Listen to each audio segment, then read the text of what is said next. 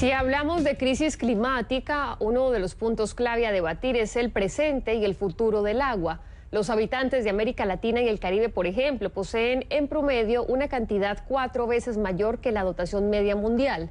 Sin embargo, el desperdicio del agua, la contaminación y los problemas de conservación, entre otros, son algunos de los problemas que ponen en peligro esta fuente de vida. Vamos a hablar sobre el agua, es el líquido con el que no podemos existir ni ustedes ni nosotros, con Julio Verdegué. Él es el representante regional de la FAO para América Latina y el Caribe. Señor Verdegué, un placer tenerlo con nosotros, bienvenido.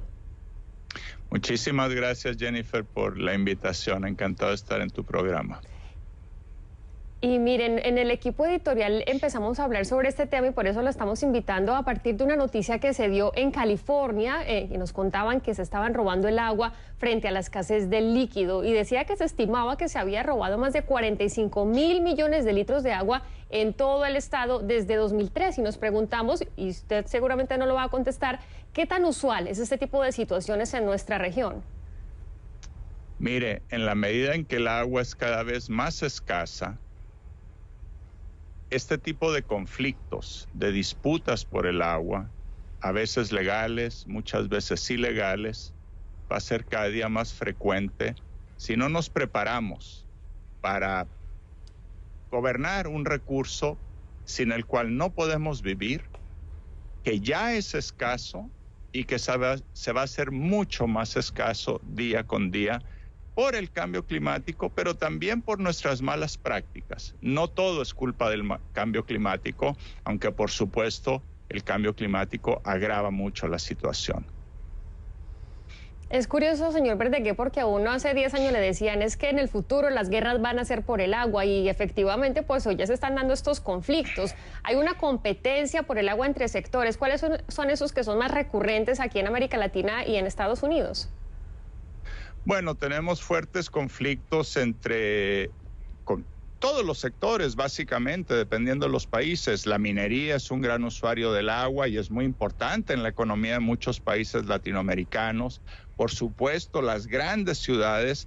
Usted recordará, Jennifer, que hace no muchos años, ¿no es cierto?, Sao Paulo estuvo a un tris de quedarse sin una sola gota de agua. Imagínese una urbe de ese tamaño. La agricultura es un gran usuario del agua, 71% del agua se consume para producir los alimentos que necesitamos también para vivir. Es decir, no hay ninguna actividad humana que no requiera el agua. Y como es escasa ya, y lo será mucho más escasa, pues todos los sectores tratan de asegurar su situación. Desde luego, nosotros en la FAO pensamos que por delante de todo, sin ninguna duda, es el consumo humano. Fíjese usted que hoy día 35% de la población de América Latina y el Caribe no tiene acceso a agua potable. 35% de la población. Estimamos que de aquí al 2030, o sea, a la vuelta de la esquina, en 9 años más, 8 años más, vamos a tener un déficit de 40% entre el agua que está disponible y el agua que necesitamos. Me sorprendió mucho un dato que ustedes daban de que en 4 años alrededor de 1.800 millones de personas habitarán en regiones o países con escasez de agua o sin agua absolutamente. ¿De qué países estaríamos hablando, señor Verdegué? Bueno, pues mire, en la región andina estimamos que al 2050 habrá 50 millones de personas con severas restricciones de acceso al agua.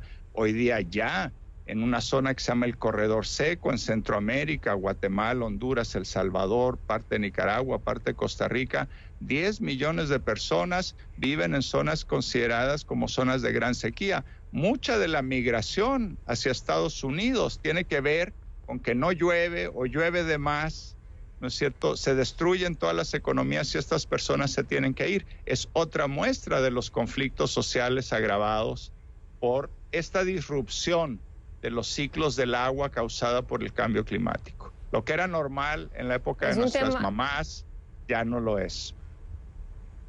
Ya no lo es, y como lo mencionaba ahora, antes nos decían, la guerra va a ser por el agua, pues ya hay conflictos por el agua, así que ustedes dan una serie de alternativas y de soluciones que pueden inclusive hallar en la página de la FAO. Los invitamos a que por supuesto lean estos documentos. Señor Julio Verdegué, se nos acaba el tiempo lastimosamente, pero gracias por estar con nosotros aquí en Café CNN.